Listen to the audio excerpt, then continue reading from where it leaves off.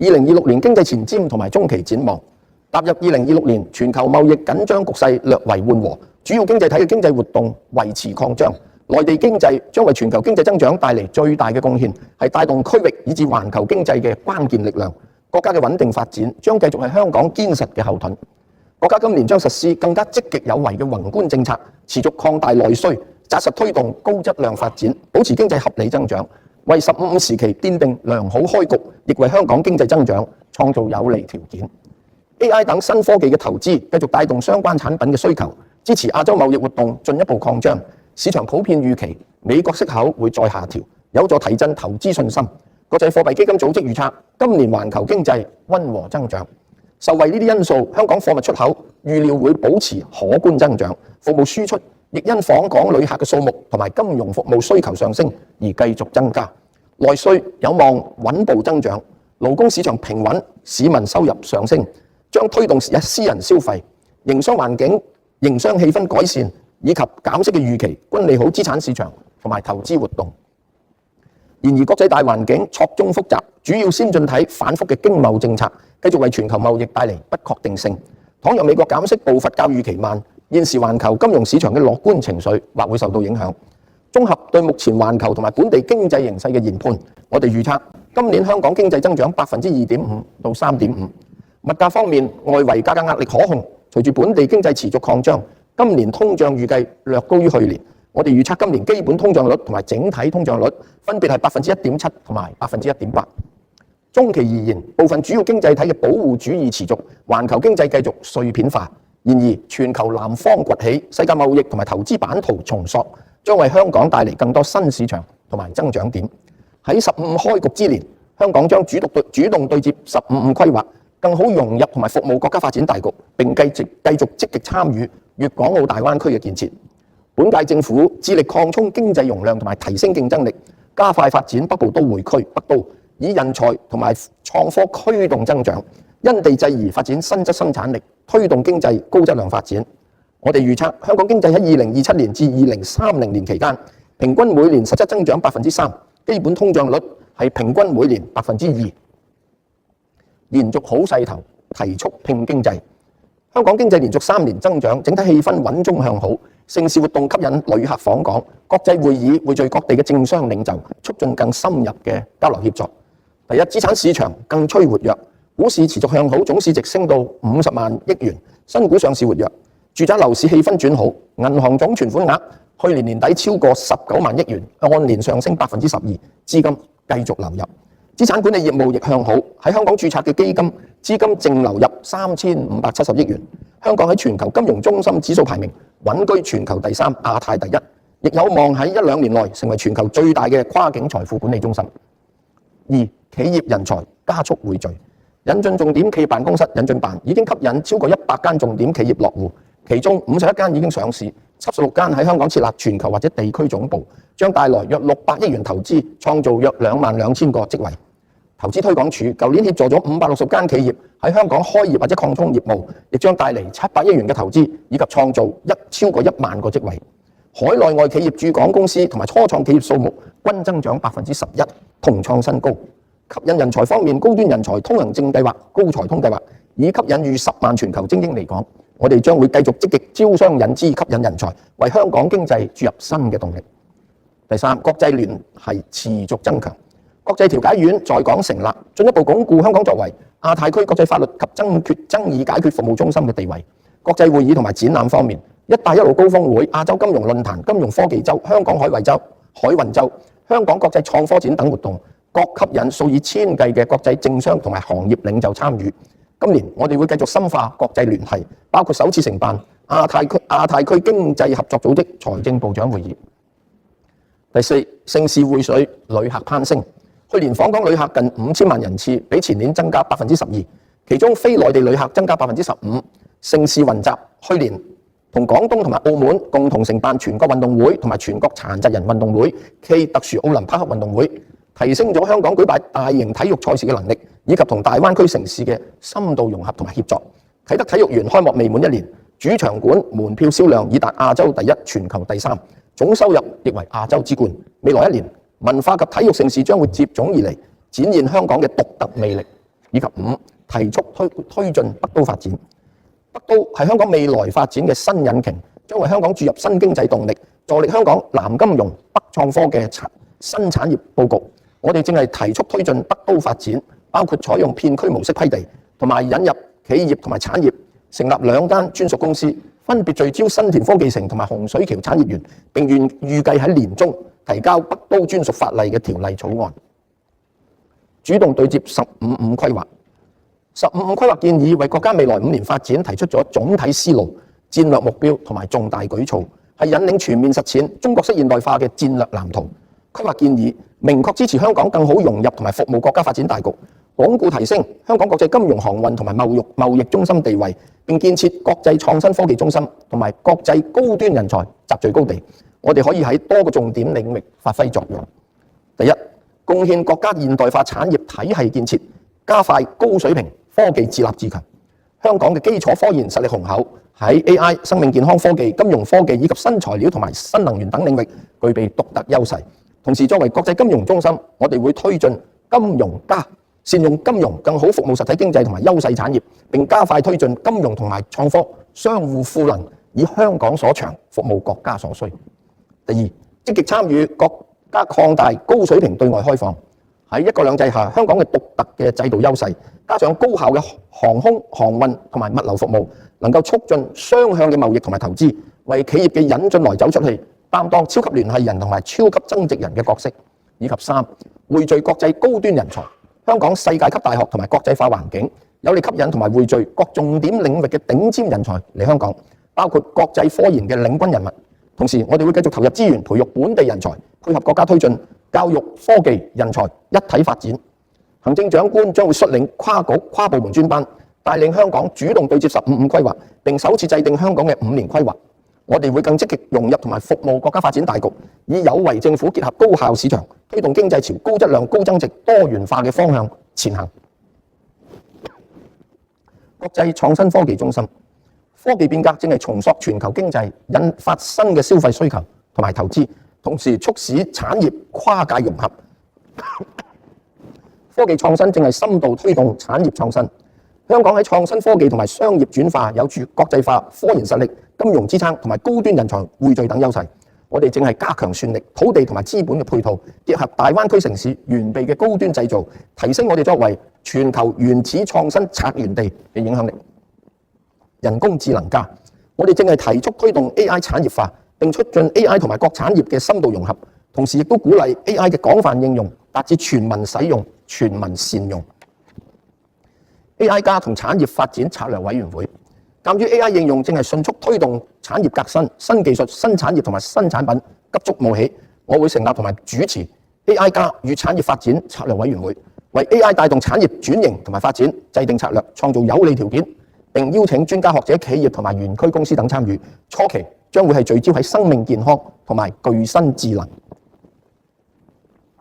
AI 賦能產業。喺基礎研發方面 ，Inno Hong Kong 創新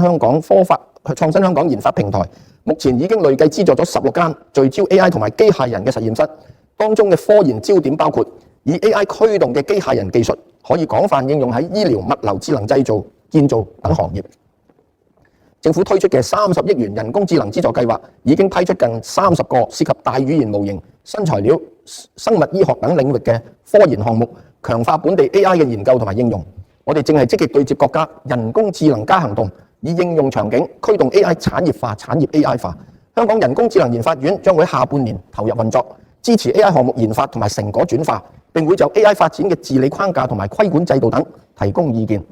香港金融管理局金管局同數碼港剛展開第2期沙盒測試，重點探索以 AI 對抗 AI， 推動銀行業更安全同埋負責任咁應用 AI。算力基礎，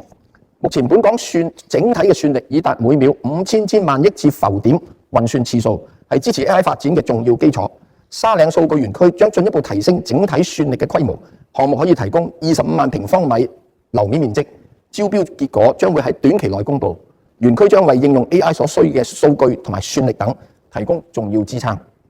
全民 AI 培訓 ，AI 為社會同埋就業市場帶嚟新機遇，關鍵係喺社會各個層面嘅普及同埋對 AI 嘅認知同埋應用。我哋將邀請不同公營機構聯同科技企業同埋大專院校，籌辦 AI 應用學習課程、講座同埋比賽，以提升學生、青年同埋公眾對 AI 嘅認知同埋運用技能，以及負責任咁使用 AI。我哋將會為此撥款5000萬元。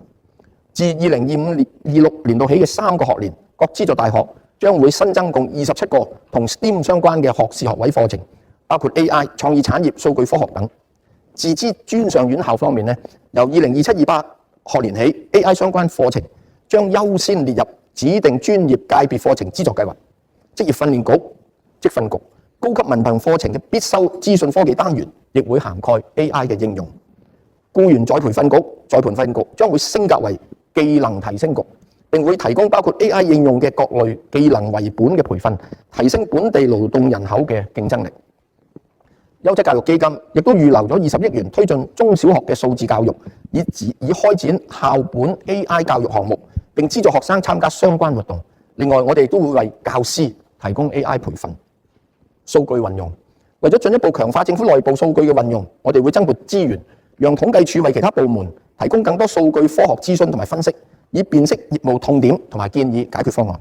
統計處下個月將推出全新嘅網上數據互動服務平台，整合唔同類型嘅統計資料，便利企業同埋市民進行跨主題嘅分析，並預計喺第3季加入自然語言嘅查詢功能。AI 賦能公共服務，多個部門正係積極利用 AI 同埋相關科技推動數字化，以提升公共服務水平。例如，第一，交通管理，運輸署將會研究建立結合大數據分析同埋 AI 嘅交通管理平台，全面掌握交通實況同埋提升管理效率。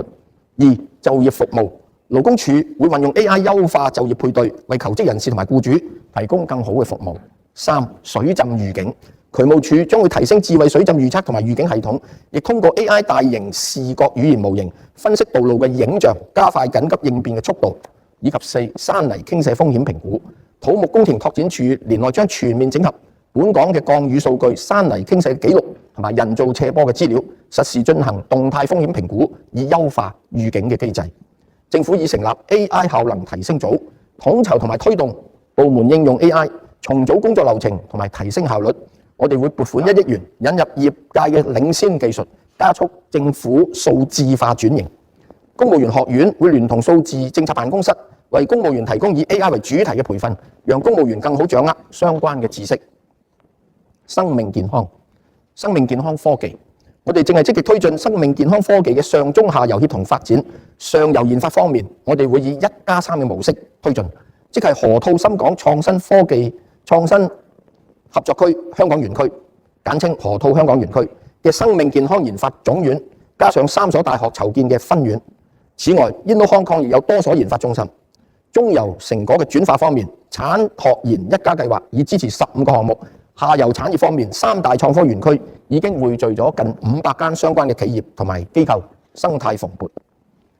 國際醫療創新樞紐，生物醫藥技術研發嘅轉化。河套香港園區嘅粵港澳大灣區國際臨床試驗所已與深圳園區建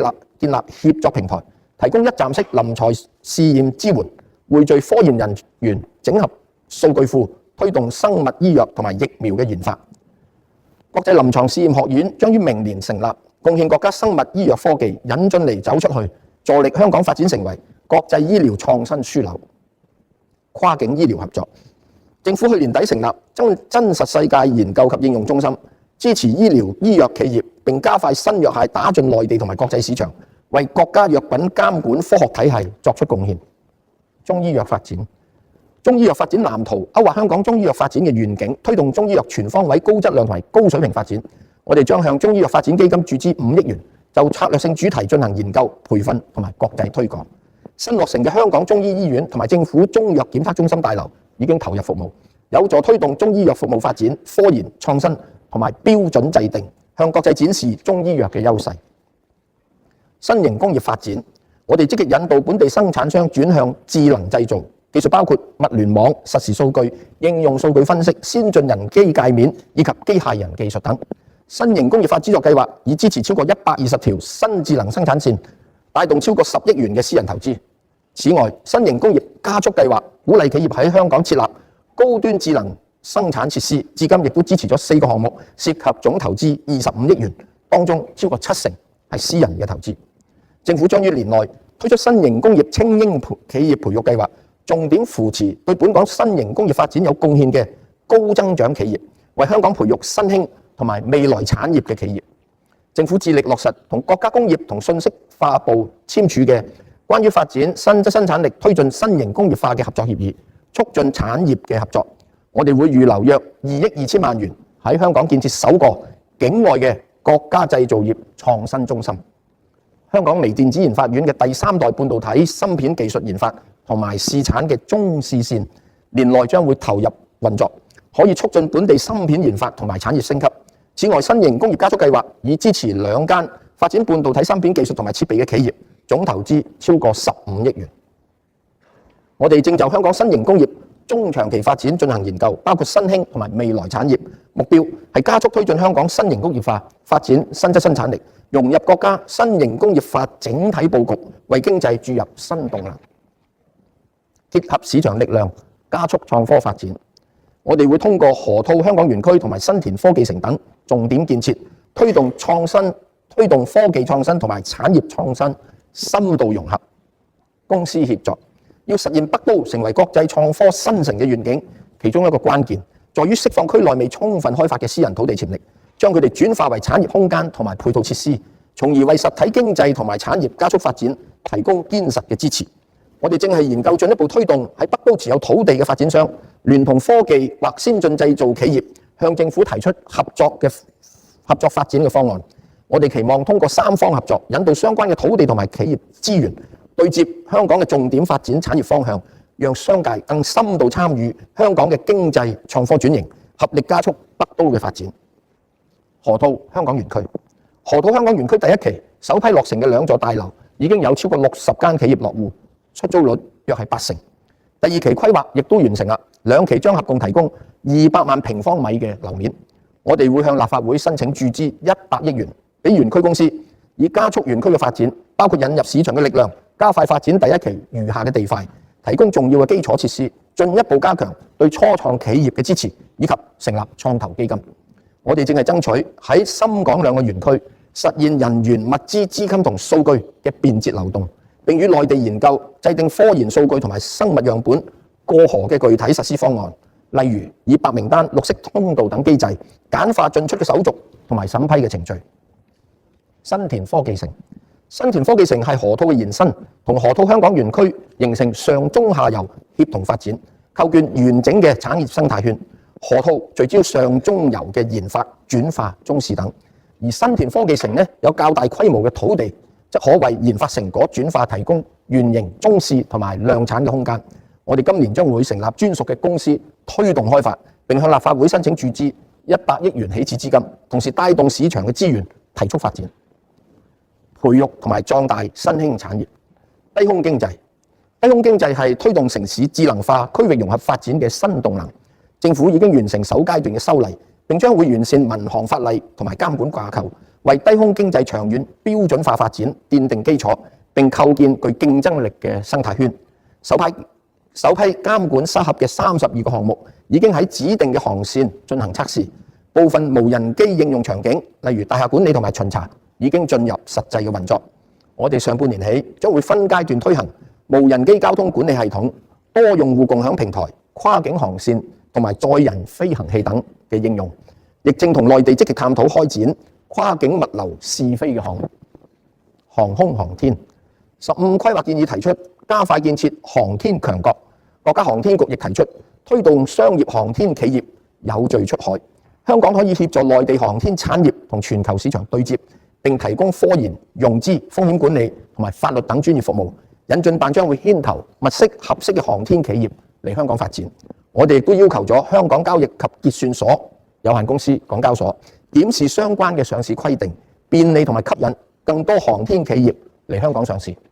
政府喺 Inno Hong Kong 下成立香港太空機械人同埋能源中心，參與國家嫦娥8號任務。該中心研發嘅多功能月面作業機器人已經進入航天器初樣測試階段，呢個技術可望拓展到地面嘅應用。創新及科技基金亦提供逾1億元，支持大學6個研發項目。此外，基金支持嘅香港中文大學港中大1號衛星已成功發射並進入預定嘅軌道。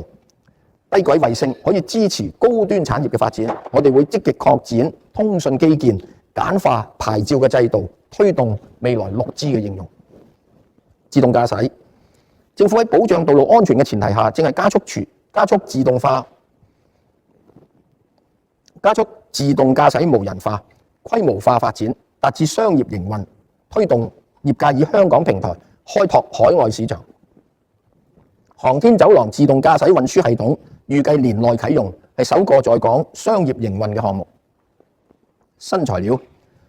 研發喺香港已經進入商業化階段，並具有國際發展潛力。2間本地初創企業將於年中喺屯門環保園設立生產線，利用回收物料分別升級再造成無電製冷同埋創冷產品嘅核心原料，以及聲學超材料產品。此外，政府正係提速興建第3個 Inno Hong Kong，聚焦新材料同埋先進製造、能源同埋可持續發展。旗下嘅研發中心將於上半年起陸續成立。RISC-V 係新一代芯片底層技術，佢開源嘅特性打破咗傳統技術封閉嘅限制，正係推動更多元化嘅創新探索，引領全球芯片設計同埋應用嘅變革。香港投資管理有限公司港投公司通過戰略投資同埋與領先企業合作，積極推動 RISC-V 技術研發同埋產業落地，包括同呢啲企業聯合成立香港 RISC-V 聯盟，匯聚產業、學術同投資界喺大灣區進行跨界別合作同埋國際合作。具身智能 AI 發展從大語言模型邁向同物理世界互動嘅具身智能，唔同嘅載體，例如機械人嘅技術同埋應用創新將會不斷變革，為生產工序、商業運作以至我哋嘅生活模式帶嚟根本嘅轉變。現時各科技園區同埋港投公司亦有支持具身智能嘅初創企業，政府將積極推動具身智能生態圈建設同埋產品嘅應用。量子科技可以大幅提升運算能力、通訊安全同埋感測嘅精準度。呢啲技術突破將會締造更多嶄新嘅應用。大專院校正係通過 Inno Hong Kong 等不同嘅平台進行多項研究，包括開發 AI 量子模擬平台、推進 AI 與量子運算結合等。香港亦都成立咗2間同量子科技相關嘅全國重點實驗室，政府會積極推進呢方面嘅基礎研究同埋產業應用。創科產業引導基金，政府推出100億元創科產業引導基金，引領市場嘅資本投資生命健康科技、AI 與機器人、未來產業等策略性新興領域。我哋正係甄選緊基金經理，以期基金喺年內開始運作。深化產學研嘅協作，政府嘅100億元產學研一家計劃，以配對形式資助大學研發團隊，將科研成果轉化同埋商品化，已批出49個項目，涵蓋健康及醫藥科學、新材料及新能源、AI、先進製造等領域。有關商品將會陸續推出市場。檢視研發開支嘅稅務安排，香港同大灣區緊密嘅經濟融合，為跨境科研合作、技術轉移同埋新興同埋未來產業嘅發展帶嚟機遇。政府將會檢視並優化研發開支嘅稅務安排。內心資本港投公司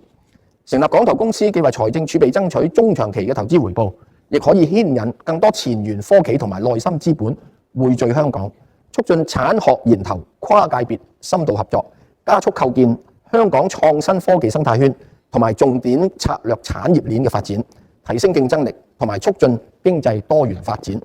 港投公司全面營運至今，累計投資超過190個項目，主要包括硬科技、生命科技、新能源同埋綠色科技等範疇。其中10間企業已喺香港上市，另有超過20間正係籌備今年上市。港投公司每1蚊嘅投資，成功帶動超過8蚊嘅長期資本跟投，高效匯聚國際市場嘅內心資本力量，合力推動前沿科技加速發展同埋應用創新。考慮到港投公司620億元嘅起始資金已大致分配，我哋會適時注資，進一步推動創科發展同埋產業群聚。國際金融中心，全球政經格局深刻變化，外圍環境複雜多變，但係本港金融市場表現亮麗，金融體系保持穩健。我哋將會繼續積極鞏固現有嘅優勢，拓展新興領域，並強化市場體系同埋風險管控，深化大灣區嘅金融合作，全面提升香港國際金融中心嘅功能，貢獻國家加快建設金融強國嘅戰略目標。我哋並會藉住金融嘅優勢，推動金融賦能產業發展，鞏固現有優勢，推進人民幣國際化。15規劃建議提出推進人民幣國際化，提升資本帳目開放，香港會發揮獨特優勢，積極配合國家發展策略。具體措施包括：一、人民幣業務資金安排嘅總額度喺月初倍增到2000億人民幣，有助推動金融機構便利企業同埋客戶喺貿易同埋跨境業務等更廣泛使用人民幣。第二，推動人民幣同其他區內貨幣實現更加便捷嘅外匯報價同埋交易，減低交易成本。三、定期發行唔同年期嘅人民幣債券，以豐富離岸人民幣市場產品，同埋完善離岸人民幣債券收益曲線。四、聯同業界積極開拓離岸人民幣利率曲線嘅構建，研究強化短中期利率市場價格發現功能嘅具體措施。以及五、吸引高質量發行人增加喺香港發行人民幣債券，開拓新興市場，促使更多跨境人民幣交易喺香港進行。為豐富互聯互通，我哋會積極同內地研究，加快落實喺香港推出國債期貨，將房地產投資信託基金、房託基金納入互聯互通，將人民幣交易櫃台納入港股通，以及探索持續優化債券通。證券市場，港交所2024年9月實施打風不停市安排以嚟，有7個交易日喺惡劣天氣下如常開市，確保咗市場嘅流動性，亦都為政府帶嚟約25億元嘅印花稅收入。為持續優化證券市場，吸引發行人同埋提升市場效率，港交所將會推進以下工作：一、在第一季就修訂同股不同權企業上市要求，便利海外發行人第二上市，優化首次公開招股嘅流程，以及為生物科技同埋特專科技公司申請上市提供更彈性等諮詢服務。第二，喺上半年落實完善結構性產品上市框架，以及推動 T+1 結算週期嘅具體實施方案諮詢市場。以及三，改革證券市場每手買賣單位，以及聯同證券及期貨事務監督委員會、證監會同埋業界喺年內推出無紙證券市場制度。我哋會推進下一階段改革，包括優化上市公司持續規管架構，為海外公司來港第二上市提供具體指引，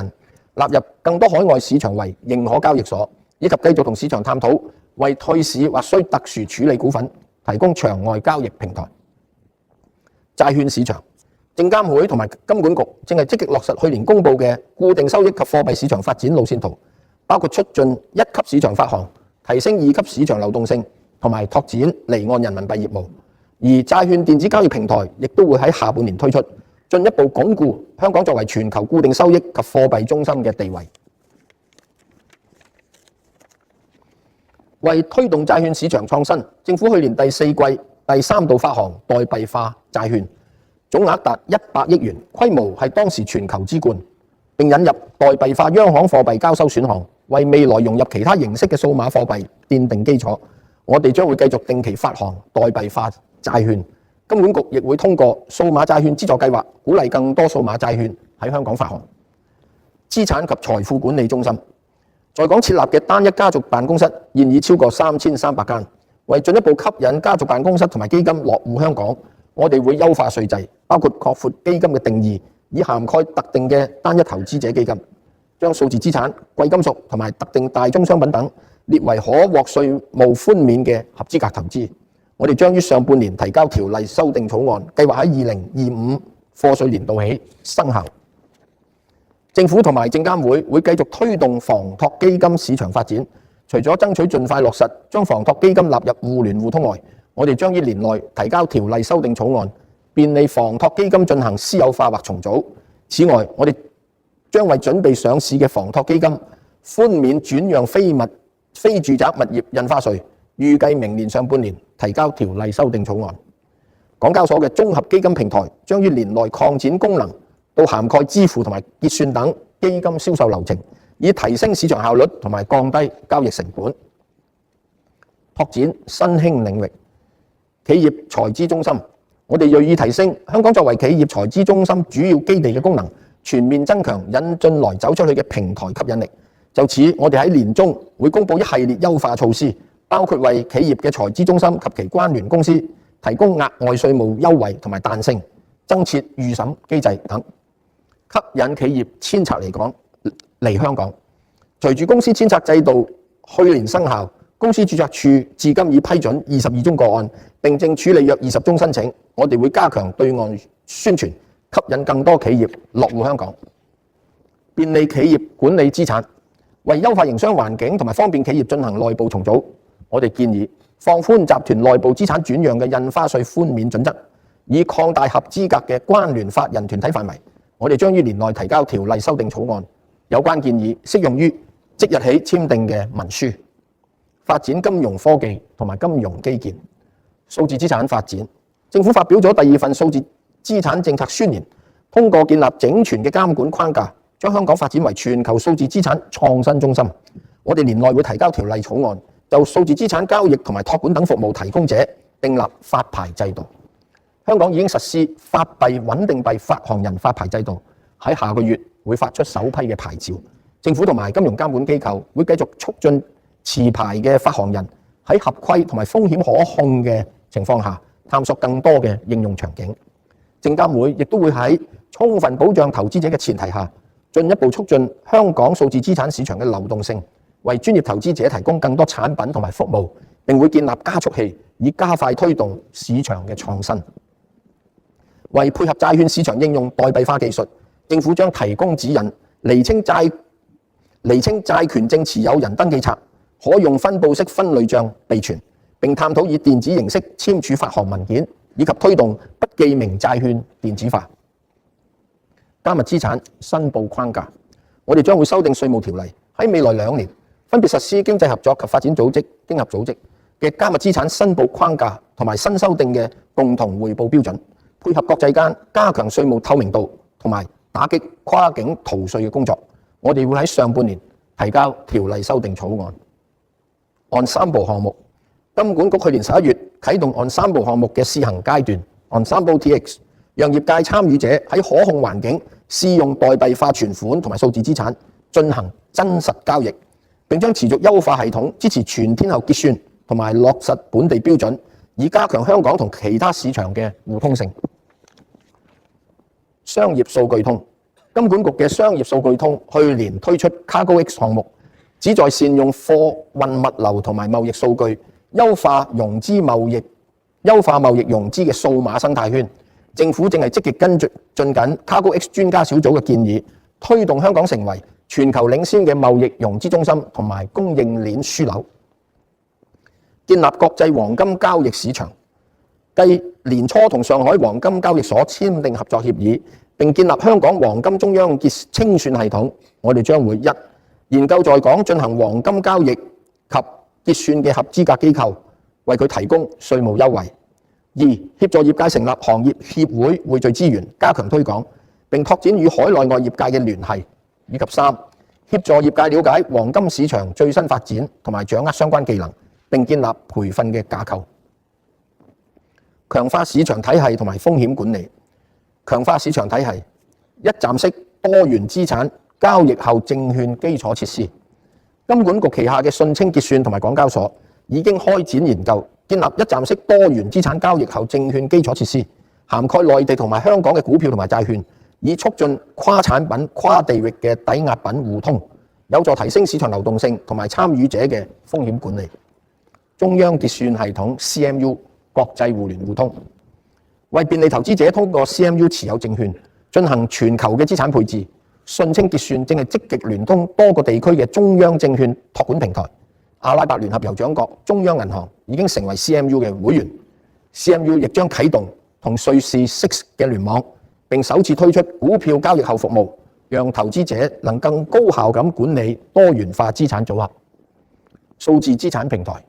為推動金融科技應用同埋提升資產管理市場嘅效率，信清結算喺年內會建立數字資產平台，支持數字債券嘅發行同埋交收，並逐步擴展到其他數字資產，以及連接區內其他代幣化嘅平台，鞏固香港喺數字資產方面嘅領先地位。非傳統風險管理，我哋致力發展非傳統風險管理業務，已經將保險相聯證券資助先導計劃延長到2028年。此外，保險業監管局保監局積極向海內外市場加強推廣，去年再吸引咗2間專屬自保保險公司喺香港成立。普惠金融，強制性公積金計劃管理局積金局正係逐步推行強積金自由行。今年落實嘅首階段方案，將涵蓋2025年5月1日或之後入職嘅職員。我哋明年上半年會提交條例修訂草案，以擴展至上述日期前入職嘅僱員。優化監管制度，積金局建議優化向僱主追討拖欠供款嘅程序，以保障僱員嘅權益，並為受託人同埋相關嘅服務供應商喺投資強積金方面增加彈性。積金局今年諮詢持份者之後，政府會提交條例修訂草案。保監局將會優化保險公司風險為本嘅資本制度，調整一般保險業務嘅風險參數，同埋就基建設施投資降低資本要求。我哋會要求業界採用標準化嘅清單，披露資本充足性同埋風險狀況，令公眾更容易理解佢嘅管治、財務同埋風險管理情況。就加強規管放債人，政府會喺下個月發表諮詢結果同埋具體措施，以處理過度借貸問題同埋更好保障市民。加強國際金融合作，亞洲基礎設施投資銀行舊年宣布計劃喺香港設立辦事處，我哋正係積極配合同埋提供所需嘅支持。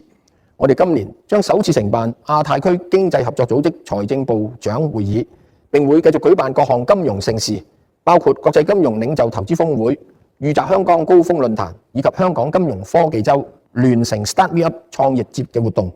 亞洲金融論壇明年將邁進20週年，我哋會加強金融賦能產業發展，即係金融家嘅內容，提升優勢產業。15規劃建議除咗進一步明確香港嘅戰略地位，亦都支持我哋鞏固提升傳統產業嘅優勢。國際貿易中心面對複雜多變嘅地緣政經格局，我哋將通過一系列嘅政策措施，全方位鞏固同埋提升香港國際貿易中心地位，擴闊商貿網絡。香港會加強發揮共建一帶一路關鍵節點角色，聯同業界深耕東盟、中東市場，探索中亞、南亞同埋北非市場嘅潛力。同時，我哋會締結更多自貿協定同埋投資協定。我哋已分別與卡塔爾、孟加拉國同埋秘魯完成投資協定談判，並正與沙特阿拉伯同埃及探討新嘅投資協定。香港共簽訂55份全面性避免雙重課稅協定，包括舊年同約旦、馬爾代夫、挪威同埋盧旺達嘅協定。我哋會持續拓展協定嘅網絡。我哋會繼續主動聯繫一帶一路地區嘅主管單位，為香港企業同埋專業服務爭取更多項目配對嘅機會，鼓勵同埋協助外地機構嚟香港路演。我哋會組織外訪同埋項目對接活動，推廣香港專業服務，招商引資。為進一步吸引企業落戶香港，去年施政報告提出制定促進產業同埋投資嘅優惠政策包。我哋已就此制定初步框架，會考慮企業所屬嘅行業同埋技術水平，為香港帶嚟嘅經濟貢獻同埋就業機會等。政策工具包括批地嘅安排、財政資助或者稅務減免。優惠稅率會係半稅或者係5%。我哋將於年內提交條例修訂草案。稅務政策係經濟競爭力嘅重要一環。近年國際稅務環境不斷改變，我會成立同埋主持稅務政策諮詢委員會，廣納工商專業界別人士嘅意見，使香港嘅稅務政策更好支持經濟發展，幫助內地企業走出去。隨住國家推進高水平雙向開放，內地企業更加積極開拓海外市場。政府嘅內地企業出海專班會舉辦推廣活動，吸引內地企業以香港為基地出海。我哋亦都會設立跨界別專業服務平台，集合法律、會計、財務、檢測同埋認證、市場推廣等等香港專業服務提供者，支持出海嘅企業，支持本地企業。網購普及同埋消費模式改變，對部分行業帶嚟挑戰。政府正係優化各項措施，提升中小企嘅競爭力，發展品牌適級轉型同埋拓展內銷市場嘅專項基金 BUD 專項基金，一直深受企業嘅歡迎。政府會向基金注資2億元，將申請嘅資助上限提高到每宗15萬，並為企業應用 AI 提供更針對性嘅資助。香港出口信用保險局喺年內會推出先導計劃，為與較高風險買家進行出口交易嘅中小企提供保障。政府繼續通過中小企融資擔保計劃，為企業提供信貸擔保。我哋已經將80擔保產品嘅申請期延長到2028年3月底，同時將還息不還本嘅安排申請期延長到今年11月中。計劃下嘅總信貸保證承擔額將會增加200億元。香港食品優質嘅信譽，有利業界進一步拓展內地以至國際市場。我哋會繼續爭取，讓更多種類嘅港產食品受惠於內地市場准入同埋便利通關嘅安排。食物安全中心將豁免所有與檢測相關證書嘅收費2年。此外，我哋亦都會喺年中為優質本地漁農產品推出統一新品牌，配合認證檢測同埋溯源機制。會議展覽業為推動展覽業進一步發展同埋國際會展之都嘅品牌建設，政府會預留1億元，試行同相關機構合作，聚焦吸引具嶄新元素嘅大型國際展覽嚟香港，將香港打造成展示內地及海外品牌嘅首選平台，並吸引高消費商務旅客同埋帶動高增值嘅經濟活動。國際航空樞紐，香港國際機場係全球最繁忙嘅貨運機場，去年貨運量突破500萬公噸，客運量達6100萬人次，按年上升近1成半。我哋會同具發展潛力嘅地區，如中東、中亞、非洲同埋南美洲等，爭取訂立新民航協議同埋擴展航權，進一步提升香港作為國際航空樞紐嘅競爭力。香港國際機場擴建後嘅2號客運大樓離境設施將於5月啟用，顯著提升機場嘅整體運力。機場城市，機場管理局機管局正係積極為建設世界級地標機場城市 Skytopia 招商引資。相關發展項目包括亞洲國際博覽館2期、藝術品倉儲、遊艇港灣等。飛機部件處理同埋交易中心，機管局正係落實同一家海外領先嘅航空服務公司喺香港提供飛機拆解、部件回收等專業服務，推動香港發展成為亞洲首個飛機部件處理同埋貿易中心。運輸物流合作，與大灣區機場協作。經珠海到香港乘搭飛機嘅直通客運服務開通以嚟，已服務超過10萬人次。機管局將加強宣傳並完善兩地嘅接駁，吸引更多旅客使用香港國際機場。海空聯運，機管局同東莞合作嘅海空聯運已經有27間航空公司同140間物流公司參與。此外，香港國際機場東莞空港中心第1期嘅海空聯運碼頭已經完工，餘下工程亦都會喺年內完成，目標喺明年上半年投入運作。國際航運中心，香港會進一步配合國家航運戰略發展，提升國際航運中心地位。我哋正係全力推進物流業智慧化轉型，並同時拓展貨源腹地，以爭取更多中轉貨物。智慧港口，剛推出嘅港口社區系統，提供實時海陸空貨物追蹤功能，連接唔同業界嘅物流信息，並與廣東電子口岸聯通，提供一單多報等增值服務。現時已經有超過3000間公司登記使用，我哋會善用系統嘅數據，為業界創造更大嘅價值。高增值海運服務，我哋上半年會提交條例修訂草案，優化現有海運服務業稅務優惠安排，並為合資格大宗商品貿易商提供半稅優惠，進一步推動香港高增值海運服務嘅發展。為鞏固香港船舶註冊嘅領先地位，我哋年內會提交條例修訂草案，革新現行嘅船舶註冊安排，包括容許雙期船制，配合國際航運企業嘅多元營運模式。香港海運周，今年係香港海運周10週年，我哋將與國際航運組織合作舉辦更多大型高峰論壇同埋研討會，提升香港國際航運中心嘅影響力。綠色航運，構建綠色船用燃料加注中心。為發展香港成為綠色船用燃料加注同埋貿易中心，政府將會豁免使用或者運載綠色燃料船舶嘅港口費，鼓勵更多船舶喺香港加注，以及向在港註冊嘅綠色燃料船舶提供優惠，加速香港船隊綠色轉型。涉及嘅政府資助約係3400萬元。政府年內會修例提供更多撈地作綠色燃料加注。金融聯動航運，國際航運業正值綠色轉型，訂造綠色燃料新船或改造現有船舶所需資金龐大。香港會發揮優勢，推動金融中心同航運中心嘅聯動發展，開拓貨源。我哋全力打造通達內陸嘅鐵海陸江聯運體系，爭取更多內地貨物經香港出口，並喺年內修訂法例，將現時航空轉運貨物豁免許可證安排拓展到其他海路轉運或者係海空轉運嘅模式。智慧物流，為打造香港成為國際智慧物流樞紐，政府年內會推出未來智慧物流加速計劃促進業界轉型同埋物流數據互聯互通，增加物流業嘅競爭力。現代物流圈，洪水橋廈村新發展區同埋前海合作區對接，將係北都嘅現代服務業中心。政府喺該區已經預留32公頃發展現代32公頃土地，發展現代物流圈。年內將就第一幅用地邀請業界提交發展意向書。國際法律及爭議解決服務中心、國際法律樞紐，律政司正係籌備興建香港國際法律事務大樓，將其打造成國際法律樞紐嘅新地標，匯集香港國際法律人才培訓學院總部、國際法律及爭議解決服務機構等。工程前期工作年內展開。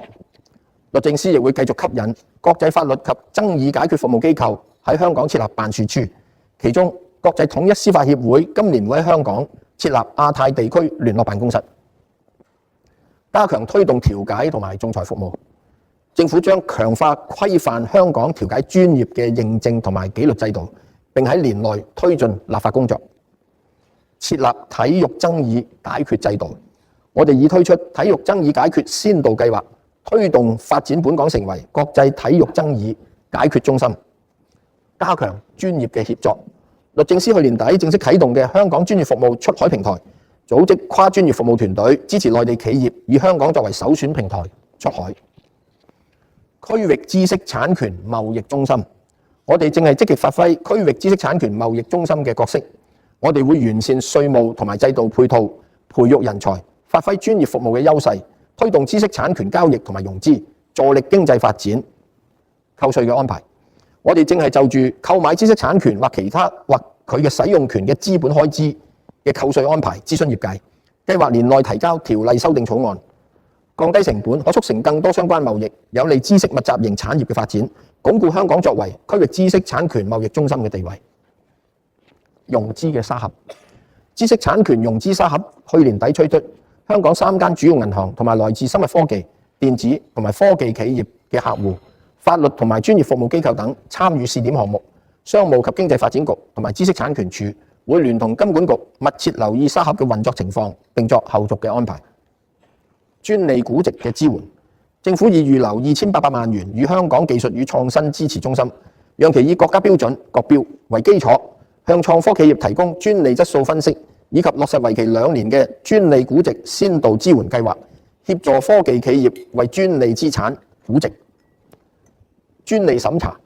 知識產權署會擴充佢嘅專利審查團隊，尤其就重大科技範疇嘅原授專利申請，加強自主審查能力，為科研成果提供更堅實嘅法律保障。人才培訓，知識產權署將會與職訓局合作，推行為期2年嘅先導計劃，開辦知識產權學院，提供同資歷架構掛鈎嘅在職培訓，目標係今年底啟動。為此，我哋已經預留5200萬元。商業配對，香港有完善嘅知識產權保護制度同埋專業人才，可為內地企業提供全面嘅支援。繼去年底安排內地企業來港參與配對活動，知識產權署會同內地合作，喺年中組織業內人士參與喺內地嘅商業配對項目。國際高端人才集聚高地，香港喺2025年世界人才排名中位列亞洲第1、全球第4。我哋會繼續加強培育本地人才，吸引海內外人才，以及發展國際教育樞紐，實現教育科技人才一體化發展。培育人才，創科，我哋通過創科實習計劃，鼓勵大學生體驗創科相關工作，至今已提供2萬個實習機會。研究人才庫計劃呢，亦都批出15000多個申請，資助機構聘請修讀 STEM 嘅大學畢業生從事研發。金融學院致力培育具國際視野嘅金融領袖，已有80多名高層管理人員參與金融領袖計劃，惠及近50間機構。灣區專上學生金融科技雙向學習計劃，資助兩地嘅學生喺金融科技企業短期實習，已經有30間企業同埋100名學生參與。提升保險業人才培訓計劃將會延長3年，聚焦提升從業員嘅專業能力。法律及爭議解決，香港國際法律人才培訓學院已為各地超過2000名人士提供專業實務培訓，並將繼續與內地、一帶一路及其他司法區法律及爭議解決嘅業界分享經驗。航空，我哋着力培訓現職同埋新進嘅航空人員。香港國際航空學院今年將與香港中文大學合辦全新嘅航空管理碩士課程。學院亦都同一間海外航空服務公司成立航空工程培訓中心，推出一系列飛機維修同埋部件處理同認證嘅專業課程。建造業，我哋會繼續培育建造業專業人才，以應付未來嘅人手需求。為協助更多畢業生獲取專業資格，我哋會撥款6500萬元，增加今年政府嘅培訓學額。吸引人才，各項人才入境計劃已經吸引超過27萬各地人才來港，其中高才通計劃已吸引超過10萬全球精英，貢獻香港嘅經濟發展。香港人才服務辦公室會繼續加強喺海內外招攬人才，並擴大合作夥伴嘅網絡，協助人才同埋佢嘅家屬落戶香港。Inno Hong Kong 同超過30間海內外頂尖大學同埋科研機構合作，匯聚超過3000名科研人員，進行世界級嘅科研合作。我哋去年推出30億元嘅前沿科技研究支援計劃，對接國家前沿科技戰略部署。國際教育樞紐，香港係重要嘅國際教育樞紐，擁有5所世界100強大學。根據國際管理發展學院 IMD 2025年世界競爭力年報，香港教育競爭力全球排名第2。第3所醫學院，政府已預留資源，以配對形式供香港科技大學籌辦第3所醫學院，目標係2028學年錄取第一批學生。新醫學院聚焦培養兼具臨床與科研能力嘅人才，並吸引更多醫學人才擔任教研嘅工作。政府喺北都牛潭尾已預留土地作為新醫學院嘅永久校舍，以及發展綜合醫教研醫院。我哋會為此預留資源。政府會同科大進一步探討綜合醫教研醫院嘅發展同埋營運模式，全力支持盡早展開工程。北都大學城，就北都大學城嘅發展，我哋短期內會推出3幅位於洪水橋廈村新發展區嘅土地，供資助大學同埋應用科學大學申請發展校舍。我哋將會預留100億元，以貸款方式支持佢哋嘅校舍建設，打造留學香港品牌。教育局已成立留學香港專班，吸引全球優秀學生嚟香港就學。現正舉行嘅留學香港週重點活動包括全球3大國際高等教育會議之一嘅亞太國際教育協會年會暨展覽，以及應用科學大學聯盟嘅國際論壇。文體旅融合發展，我哋會繼續推動文化、體育同埋旅遊嘅融合發展，為市民同埋旅客提供更好嘅城市生活體驗。旅遊產業，去年訪港旅客人次上升1成2，為相關行業創造商機同埋就業機會。來年我哋會向香港旅遊發展局撥款16億6千萬元，凸顯香港優勢，提升旅遊吸引力。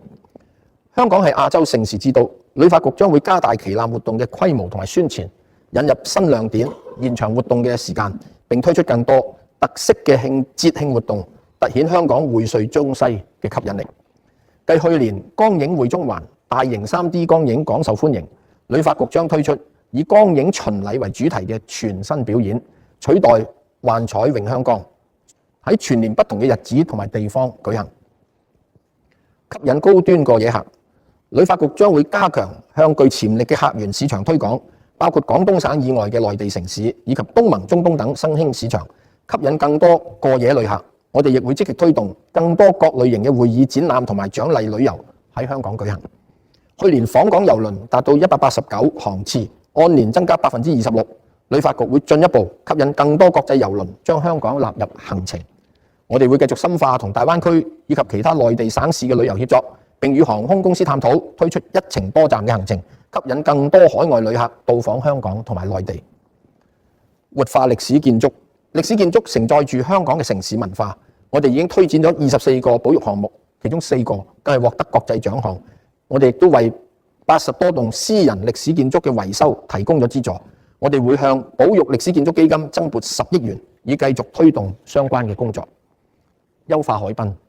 北角東岸板道東段去年底開放後，全面打通由堅尼地城至筲箕灣約13公里嘅海濱，貫徹先駁通後優化嘅理念。我哋計劃第2季就堅尼地城海旁興建新行人通道進行諮詢。紅磡站附近海濱用地今季陸續開放後，九龍海濱長廊亦將延長至約15公里。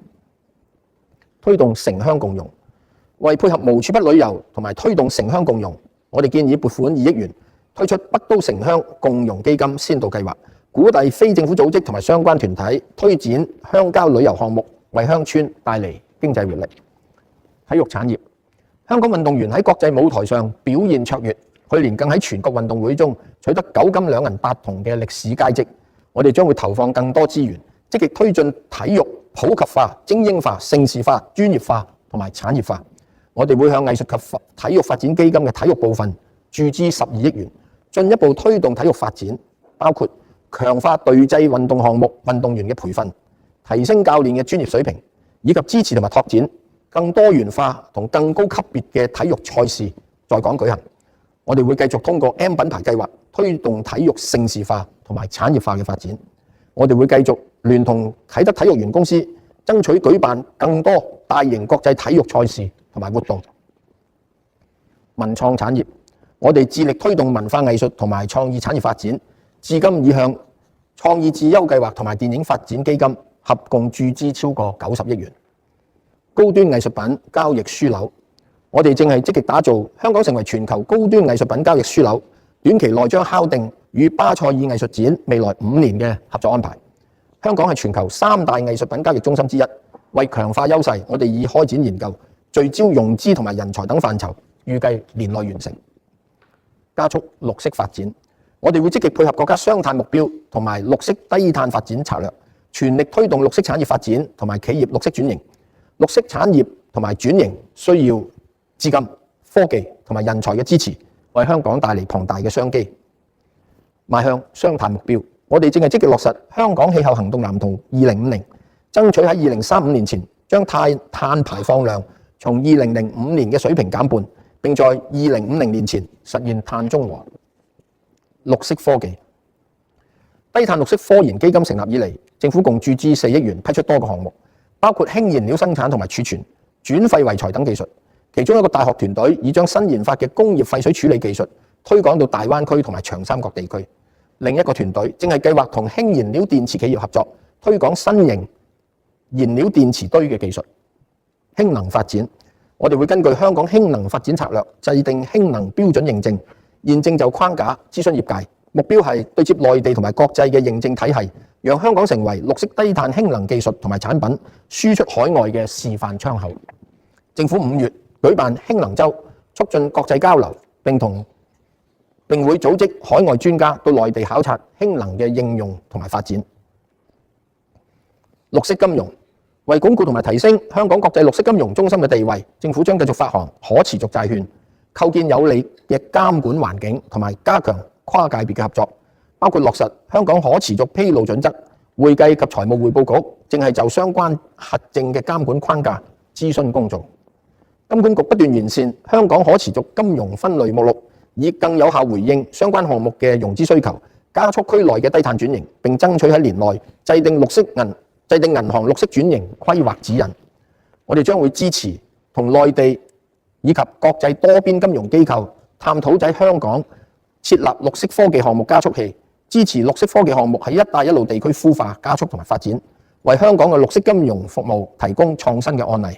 我哋亦都會研究喺企業同意下，便利金融機構獲取其公用事業用量相關數據，提升綠色融資同埋風險評估嘅效率。綠色城市 iPark， 香港首座都市固體廢物轉廢為能設施 iPark One 已經喺去年底陸續投入服務，全面運作後可每日處理3000公噸都市固體廢物，以及每年向電網輸出超過4億度電，足夠10萬戶家庭使用。連同規劃興建嘅 iPark 2，我哋正係穩步邁向零廢堆填同埋碳中和嘅目標。減廢回收，我哋會預留資源，由下年度起啟動5年計劃，從3方面優化同埋提升回收設施。第一，擴大回收網絡，逐步將綠在區區轉型為全天候自助回收設施。第二，善用科技，從廢物中提取有價值嘅物料，並轉化為可供製造環保產品嘅原材料。第三，建構智慧化回收網絡物流系統，提升成本效益同埋效率。電動車，我哋會繼續推動電動車嘅使用，電動商用車、電動電單車同埋電動機動三輪車嘅首次登記稅繼續獲全數豁免至2028年3月底。考慮到現時電動私家車技術成熟、供應充足、車款增加同埋價格逐漸下調，電動私家車已具備市場競爭力。電動私家車嘅首次登記稅寬減安排喺3月底屆滿後不再繼續。環境及生態局稍後會公布有關詳情。漁農業可持續發展，我哋持續推展漁農業可持續發展藍圖。漁業方面，黃竹角海同大鵬灣新魚類養殖區現代化海魚養殖場已啟用。漁業持續發展基金會繼續支持種苗研發同埋增設本地漁產品加工設施。農業方面，上半年將選定經營者喺羅湖興建同埋營運首座多層式環保養豬場。土地及房屋供應，北部都會區，北都對促進香港社會同埋經濟發展及提升競爭力至為重要。政府正全速推展北都，為房屋創科同埋產業發展提供空間。土地發展與建設，首批新田科技城嘅創科用地及洪水橋嘅大學用地將於年內完成平整。我哋下年度會向立法會申請撥款，以啟動牛潭尾新發展區同埋新田科技城第一期、第二階段發展嘅土地平整及基建工程，以及古洞北政府聯用綜合大樓等項目。政府上月成立嘅洪水橋產業園有限公司，將通過直接參與同埋公私營合作，發展同埋營運洪水橋約23公頃產業用地，以加速產業導入。我哋計劃向立法會申請注資100億元作為起始資金，以支持公司初期營運同埋發展需要，讓佢喺年中投入運作。多元發展模式。我哋以創新思維加速北都發展，包括以片區模式加快新發展區嘅批地。首個洪水橋下村片區項目現正招標，就地價繳付亦引入彈性安排，例如容許以政府已收回嘅北都土地抵消部分地價，以及分期支付地價等。呢啲措施連同按實際興建樓面面積及選定用途釐定補地價金額嘅按實補價，提供較長年期嘅政府租約等，可緩減企業開發土地嘅現金流壓力同埋不確定因素。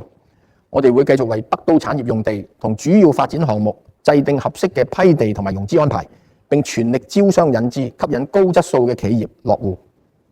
專屬法例及行政措施並行，政府將於短期內就加快北都發展專屬法例嘅建議諮詢公眾，目標係年中提交條例草案。此外，北都專案監督辦公室將加強協調並訂明審批期限，加速推進北都大型私人項目嘅發展。有關行政安排亦適用於北都以外嘅項目。土地供應，未來5年，我哋會準備可興建約98000個私營房屋單位嘅土地。來年賣地表包括9幅住宅用地，加上鐵路物業發展、市區重建局及私人發展同埋重建項目，預計全年嘅潛在土地供應可供興建約22000多個單位。但我想特別強調，用地嘅具體推售安排會審慎參考市場同埋其他情況，按季公佈，讓到市場平穩發展。考慮到非住宅物業市場空置率現時及未來供求情況，政府來年繼續不推售一般商業用地。另外，港投公司將會與區域同埋國際嘅長期資本合作，引導資金投向符合香港產業定位嘅優質商業物業項目，並把有關項目與目標行業嘅企業對接。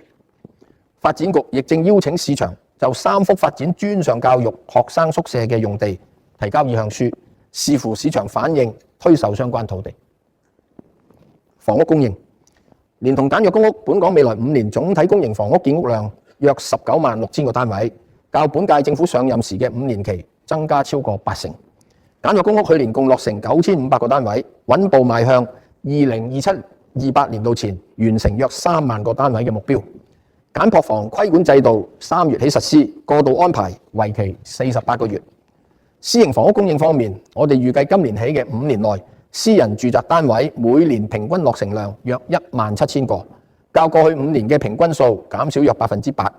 未來3至4年，一手私人住宅單位潛在供應量約為104000個。基建發展，運輸基建，政府剛公布運輸策略藍圖，提出本港交通運輸可持續發展策略同埋具體建議。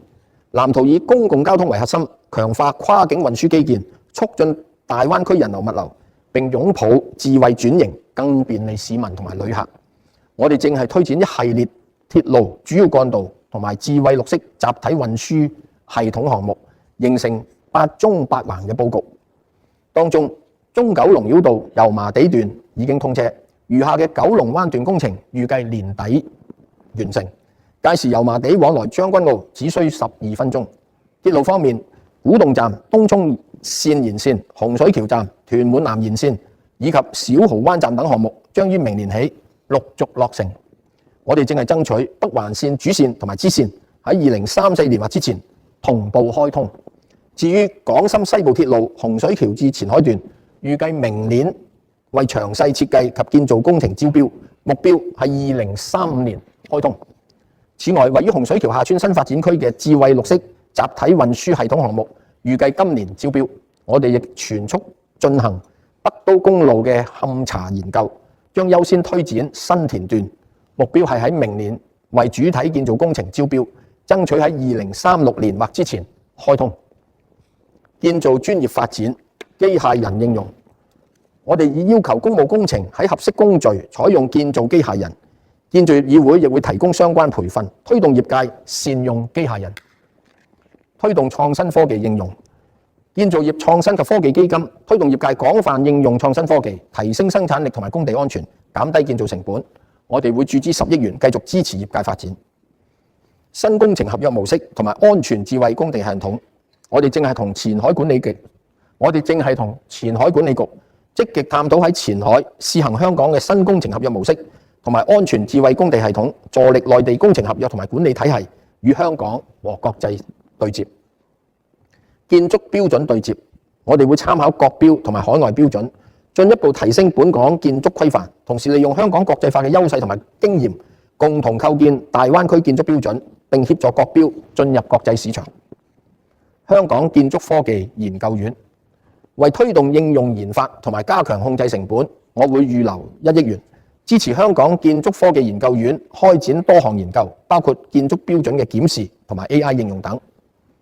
減低建造成本。發展局正係優化採購模式同埋精簡審批流程，減低建造成本同埋提升效益。例如簡約公屋組裝合成構件同埋污水處理廠機電設備嘅直接採購，節省咗約10%至20%嘅開支。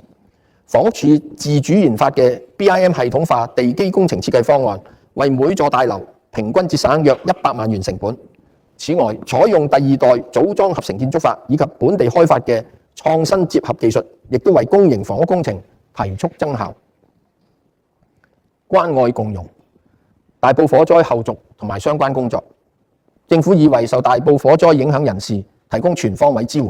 我哋亦剛公布後續嘅長遠居住安排，並為此預留40億元。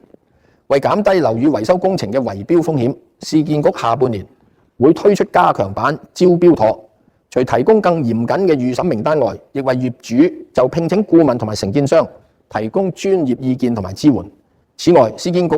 會提供資助，鼓勵業主善用招標妥嘅收費服務。呢兩項措施，我哋建議向市建局撥款3億元。發展局正係全面檢視樓宇更新大行動2.0，制定全新嘅資助計劃。我哋會為此預留30億元。我哋亦會撥款10億元，延續優化升降機資助計劃，為業主提供資助。關顧長者，政府下年度起把長者社區照顧服務券增加4000張到16000張，以及把長者院舍照顧服務券增加1000張到總數7000張。預算每年開支分別約12億同埋19億7千萬元。政府同時會推動長者照顧服務市場進一步發展，促進政府資助服務同埋市場嘅自資服務並行，提升整體嘅服務容量。政府一直為跨境安老提供支持。廣東院舍照顧服務計劃本月起新增2家至到26家，覆蓋大灣區內9個城市。去年底亦推出為期2年嘅醫療補貼試行安排，上限為每人每年門診費人民幣1萬元及住院費3萬元。此外，政府年中將推出新安排，讓參與廣東計劃、福建計劃同埋綜援長者廣東及福建省養老計劃嘅長者，可選擇由政府將款項直接匯入佢哋指定嘅內地銀行戶口。促進銀髮經濟工作組去年公布咗30項措施，大部分已取得成果。政府會繼續同業界緊密合作，推動銀髮經濟。支援青年，我哋會為青年提供更多內地同埋海外交流同埋實習機會，包括推出全新嘅傳媒專題內地實習計劃，並會額外撥款6000萬元，持續推展民青局國際青年交流資助計劃。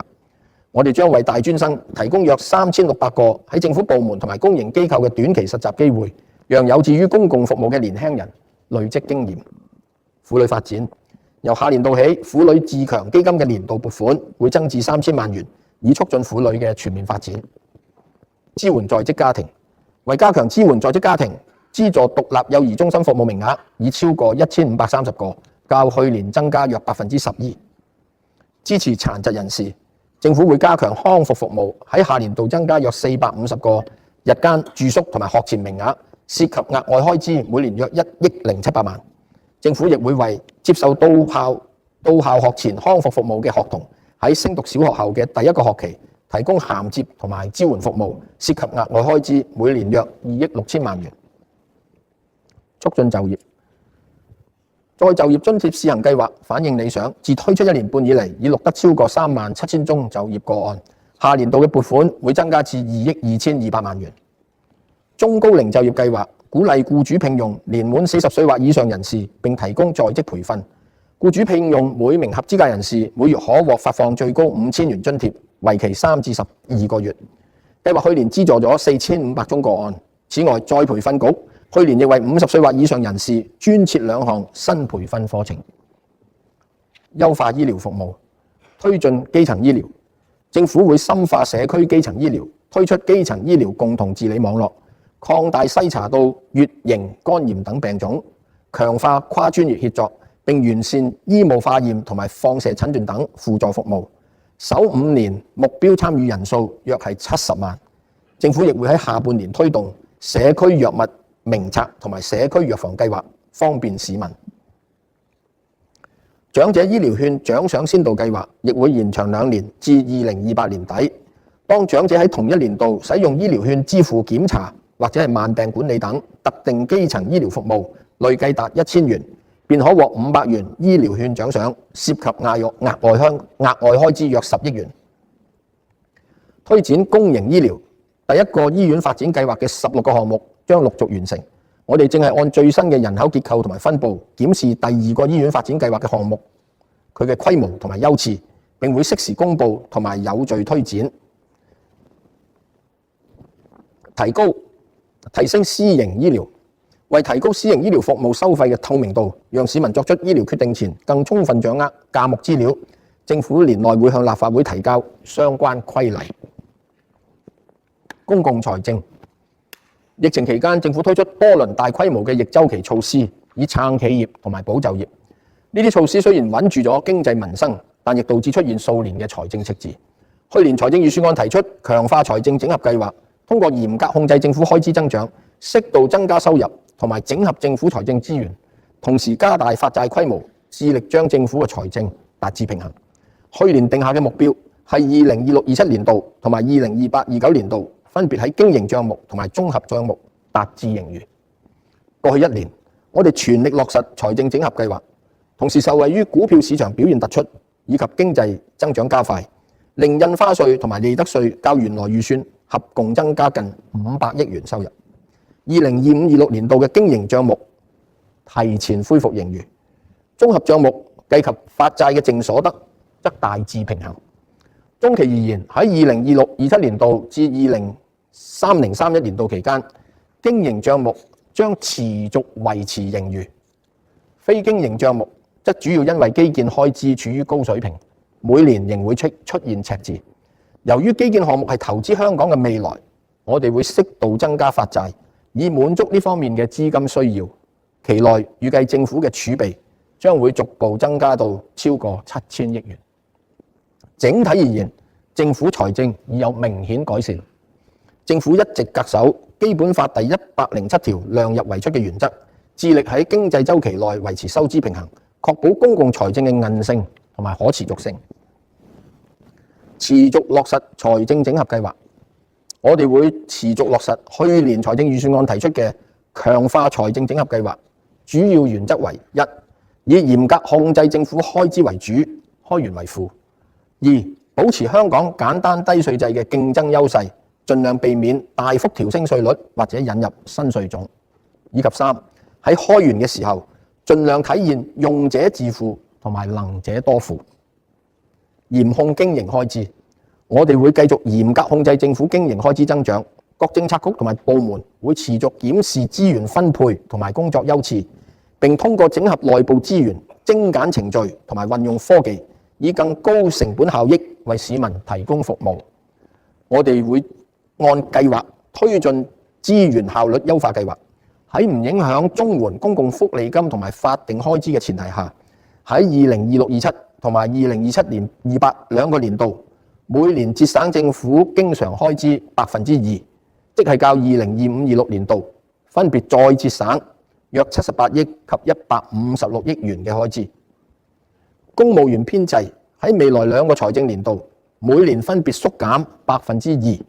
預計2026年4月1日，公務員編制將減至約188000個職位。本屆政府任期內將累計削減超過1萬個職位。就2026-27年度嘅公務員薪酬調整，政府將按既定機制進行薪酬趨勢調查，並由行政長官會同行政會議喺充分考慮6大因素後決定。增加收入，喺開源方面，秉持能者多付嘅原則，我哋將會推行以下措施：一，1億元以上嘅住宅物業交易印花稅稅率將由 4.25% 調高到 6.5%，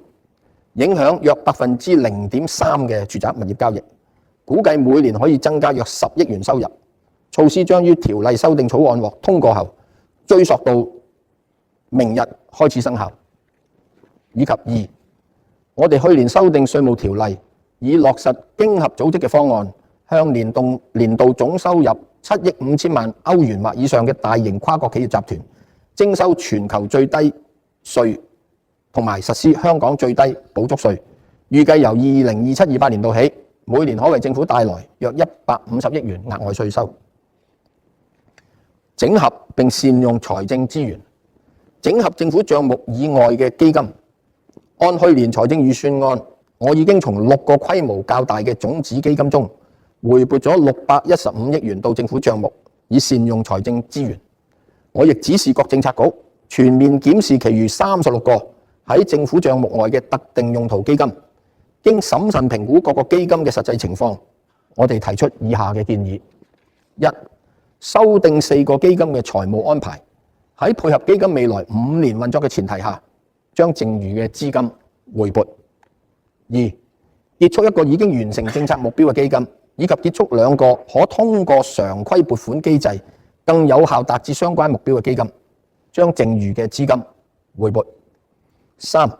整合6個基金為3個，以提升資源運用效率；以及四、維持其餘23個基金嘅財務安排不變。上述措施預計喺2026-27年度可以回撥約158億元到政府帳目。轉撥債券基金累計盈餘。債券基金喺2009年成立，一直喺政府綜合帳目以外，旨在配合推行政府債券計劃，發行銀色債券、通脹掛鈎債券、另類債券等。其中銀色債券喺2024年起已經改咗喺基礎建設債券計劃發行，發債收入存放喺基本工程儲備金。政府債券計劃發行嘅債券大部分將於今年年底前到期償還。截至3月底，債券基金嘅結餘約莫係1500幾億元，扣除未償還嘅債券餘額同埋利息支出後，約有370億元嘅累計盈餘。為咗善用呢個債券基金嘅盈餘，政府會向立法會提交決議，讓債券基金嘅累計盈餘喺26-27年度轉撥到政府綜合帳目。轉撥外匯基金嘅投資收益。外匯基金去年嘅投資表現創下歷史新高，全年投資收益達3300億元。截至去年底，外匯基金總資產超過41000億元，規模足以維持香港貨幣金融穩定。我建議根據外匯基金條例，喺不影響外匯基金保持香港貨幣金融體系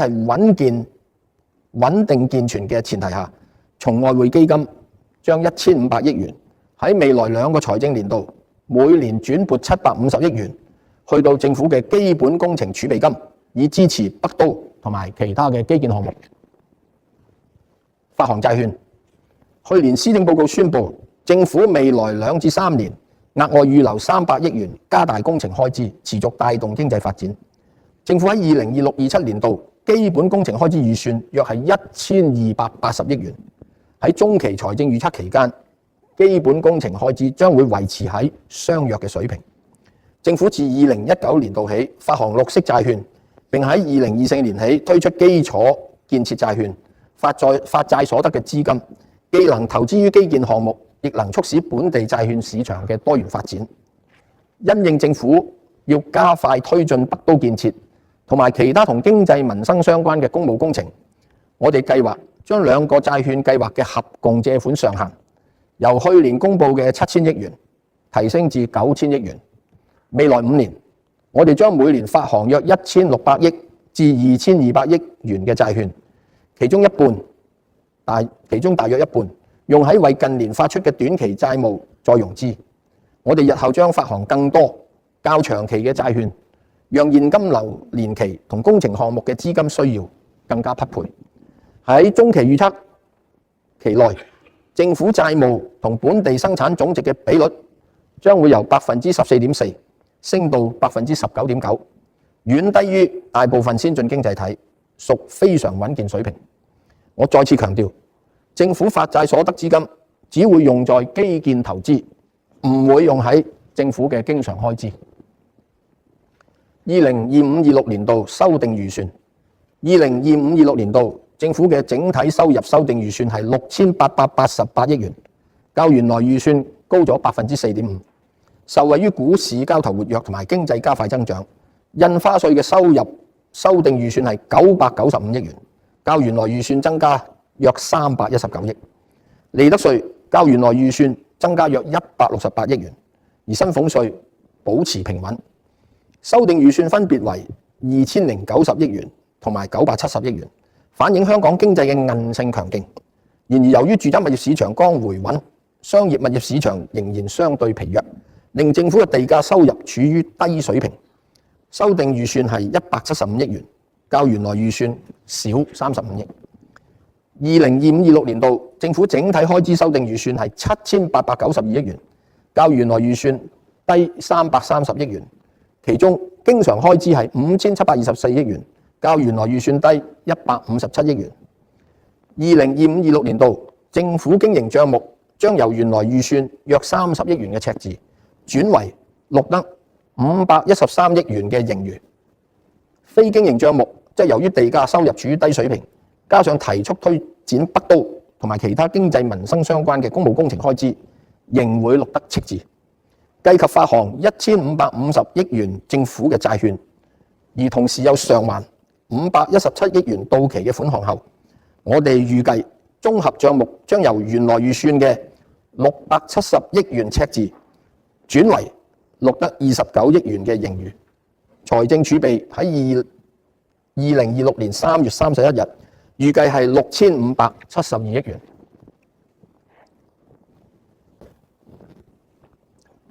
2026-27年度財政預算，去年施政報告宣布嘅主要政策措施，共涉及74億元嘅經營開支、320億元嘅非經營開支，以及200億元嘅財務承擔。另外，亦會減少13億元嘅收入。相關措施嘅財務影響已經喺2026-27財政預算充分反映。2026-27年度政府整體開支將會上升 6.9% 至到8434億元，相當於名義本地生產總值嘅 24.2%。2026-27年度經常開支將會增加 4.8% 至到5997億元，其中民生相關政策範疇，包括醫療衛生、社會福利同埋教育，投放仍然龐大，合共3571億元，佔經常開支近60%。非經常開支將會增加36.9%到405億元。2026-27年度嘅整體收入預計係7652億元，入息及利得稅預計係3212億元，較2025-26年度修訂預算上升22億。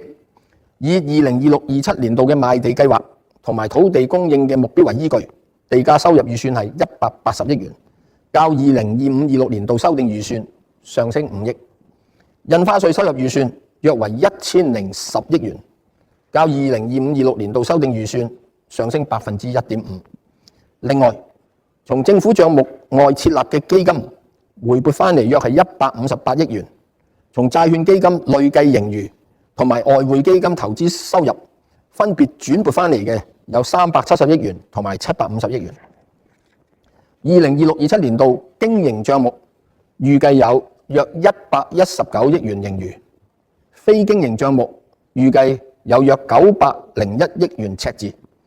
計及政府債券發行額約1600億元同埋償還約597億元嘅款項後，年度綜合盈餘預計係221億元，財政儲備將上升到6793億元，支援市民同埋企業。為向市民同埋企業提供支持，並考慮到政府嘅財政狀況，我哋會推出以下措施：第一，寬減2026-27年度首兩季嘅住宅物業差餉，以每戶500元為上限，估計涉及315萬個住宅單位，政府收入將會減少約31億元。二、寬減2026-27年度首兩季嘅非住宅物業差餉，以每戶500元為上限，估計涉及44萬個非住宅單位，政府收入將減少約4億元。三、寬減2025-26課稅年度100%嘅薪俸稅同埋個人入息課稅，上限3000元，全港約212萬名納稅人受惠。有關扣減會喺2025-26年課稅年度嘅最終應繳稅款反映，政府收入將會減少53億元。寬減2025-26課稅年度100%嘅利得稅，上限都係3000元，全港約171000家企業受惠。有關扣減會喺2025-26年課稅年度嘅最終應繳稅款反映，政府收入將會減少5億元。以及五，向領取社會保障金嘅合資格人士發放金額相當於1個月嘅綜合社會保障援助標準金、高齡津貼、長者生活津貼或者傷殘津貼，以及在職家庭津貼計劃，會作出相約嘅安排，涉及嘅額外開支約係65億元。此外，我建議由2026-27課稅年度起，第一，把基本免稅額及單親免稅額由132000元增加到145000元，已婚人士免稅額由264000元增加到29萬元，約有209萬名納稅人受惠，每年稅收減少約係35億6千萬。第二，把子女免稅額同埋額外子女免稅額由13萬元增加至14萬元，將惠及約36萬名納稅人，每年稅收減少約6億8千萬元。以及三，增加供養父母或祖父母嘅免稅額及長者住宿照顧開支扣除嘅上限，將會惠及約83萬名納稅人，每年減少約9億7千萬元嘅稅收。具體嘅調整如下：供養60歲或以上父母或者祖父母嘅免稅額由5萬元增加至55000元，與父母或祖父母同住嘅所享有嘅額外免稅額會按同樣幅度增加。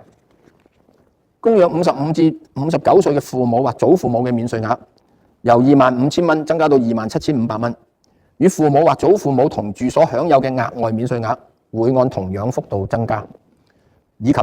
父母或者祖父母入住合資格院舍長者住宿照顧開支嘅扣除上限由10萬元增加至11萬元。中期嘅財政預測。中期嘅財政預測主要從宏觀嘅角度估算政府嘅收支同埋財政狀況，並以全面反映財政整合計劃嘅措施。2026-27年度至2030-31年度採納嘅實質經濟增長率係3%。喺呢個期間，政府基本工程開支平均每年係1200幾億元，經常開支則平均每年增加3.6%。整體政府開支佔本地生產總值嘅比率，由2026年27年度嘅24.2%，逐漸下降到2030至31年度嘅21.5%。收入方面，利得稅、薪俸稅同埋印花稅等嘅收入嘅增長率，預計同未來幾年嘅經濟增長率相若。2027-28及之後年度嘅賣地收入，估計逐步增加到大概係本地生產總值嘅2%，仍然較過去20年平均3.2%為低，屬於一個保守水平嘅預測。總體而言，政府整體收入保持喺相當於本地生產總值約20%嘅水平。此外，中期財政預測亦反映咗每年發行合共約1600億至2200億元嘅政府可持續債券同埋基礎建設債券，扣除償還債券款項後，每年發債嘅淨所得介乎570億至1170億元。基於上述嘅估算，未來5年嘅經營帳目均會錄得盈餘，非經營帳目因基建開支仍會出現赤字。計入發行債券所得，政府綜合帳目喺未來5年均會錄得盈餘。上述測算未有計及2027-28年度以後可能推出嘅稅務寬減或者其他紓緩措施。預計2031年3月底，財政儲備係7337億元，相當於本地生產總值嘅17.3%，或者係大約10個月嘅政府開支。主席、各位議員，過去1年外圍風雲變幻，香港亦都經歷經濟轉型，部分行業仍面對壓力。科技創新，尤其 AI 嘅發展，帶嚟唔少機遇，亦都帶嚟挑戰。然而，香港一直係喺轉變中成長、創新中進步，展現出強勁嘅拼勁同埋韌力，無比嘅敏鋭同埋靈活。經歷不斷對變嘅本港經濟已經校準方向，穩步發展。香港中西薈萃，發展良好，簡單低稅，安全宜居，讓人才、企業同埋資金都匯聚。我哋要用好呢啲優勢，把握國家對香港嘅堅實支持，推動經濟提速增量，持續發展，為市民創造更好嘅發展機會，提升生活質素。今年預算案嘅顏色係紫色，代表咗優雅同埋魅力，亦代表咗冷靜同埋堅持，寓意喺瞬息萬變嘅外部環境中，香港經濟內生動力不斷增強，亦都意味住人們對幸福嘅期盼。明年係香港回歸祖國30週年，讓我哋堅定信心，策馬揚鞭，發揮好一國兩制嘅優勢，讓發展更加多元而包容，更豐富而精彩，為市民嘅美好生活不懈奮鬥，為中國式現代化作出更積極嘅貢獻。多謝各位。